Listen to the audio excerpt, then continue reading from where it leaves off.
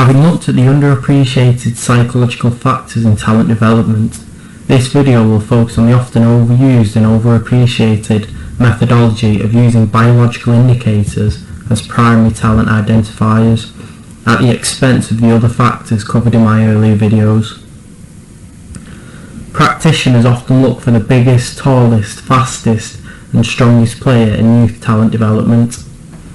This has reflected itself, as Abbott and Collins' 2002 and 2004 mention, on talent identification models through a limited range of one-off proficiency measures such as current performance and anthropometric physical performance data that fails to acknowledge the evolving nature of talent.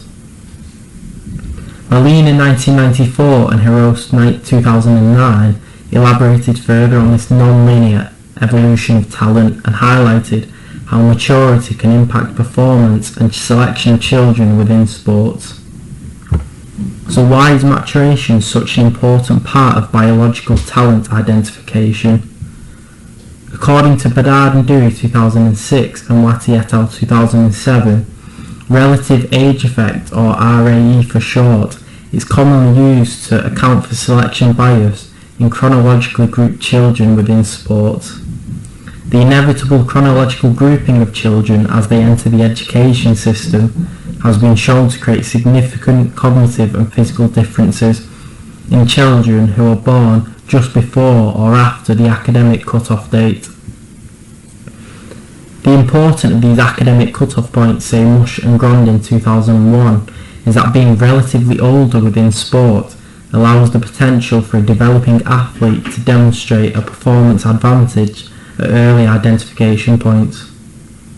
McCarthy and Collins' 2014 study concluded RAE was even present in high-level academy systems.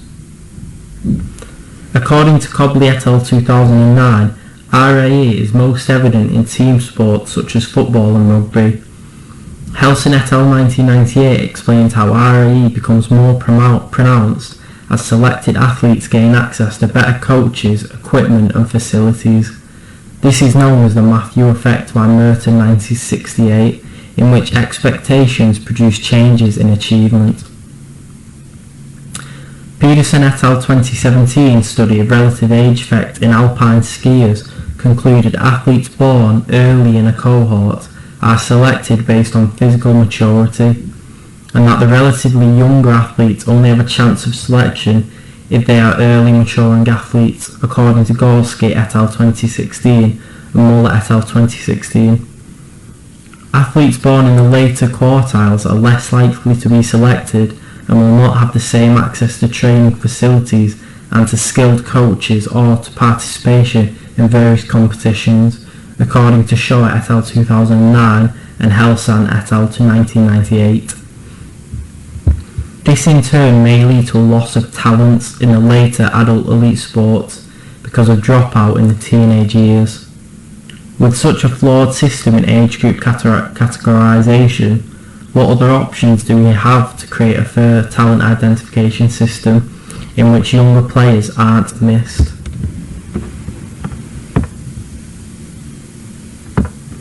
This is where the concept of biobanding comes into play. Biobanding is a recent iteration of maturity matching for grouping youth athletes into bands or groups based on characteristics other than chronological age. The primary characteristic used is height prediction, by using the mother and father's heights to provide a target range in which the adult height of the youngster will fall. Biobanding is a good concept, but how does it translate to real-world practice? Cummings et al. 2018 applied the concept to football players aged 11 to 14. Early maturing players viewed the games as not as challenging physically compared to with age group competitions, but had to adapt their style of play to a faster game, and had to place more emphasis on tactics and techniques. Late maturing players also viewed the game as less challenging, but like the opportunity to demonstrate and develop their technical, tactical and physical skills, and often adopted leadership and mentoring roles in their games. Both early maturing and late maturing players experienced enhanced technical and tactical practice during biobanding sessions, with a slight reduction in difficulty. The inception of biobanding into a traditional talent development model, such as Coe et al. 2007 model, specifically with deliberate play, with the enhanced tactical and technical skills the concept brings, but also enhanced enjoyment as participants have more autonomy to develop skills with a less challenging game.